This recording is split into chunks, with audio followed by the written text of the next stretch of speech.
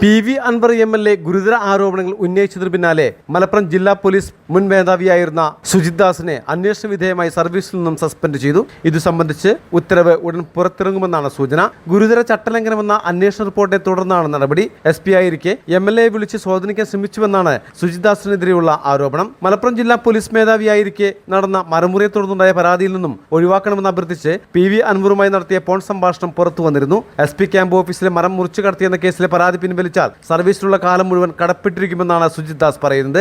DGP ആയാലും തന്റെ സേവനം PV അൻവറിനുണ്ടാകുമെന്നും മലപ്പുറം മുൻ SP-യും നിലവിൽ പത്തനംതിട്ട SP-യുമായ സുജിത് ദാസ് വാഗ്ദാനം നൽകുന്നു. എനിക്ക് വേണ്ടി ആ പരാതി ഒന്ന് പിൻവലിച്ചു തരണം. 10-25 വർഷം കൂടി സർവീസിലുണ്ട്. MLA-യോട് കടപ്പെട്ടിരിക്കും. ഇതിൽ കൂടുതലൊന്നും പറയാനില്ല. എന്റെ കാര്യപ്രാപ്തിക്ക് വേണ്ടിയല്ല പറയുന്നത്.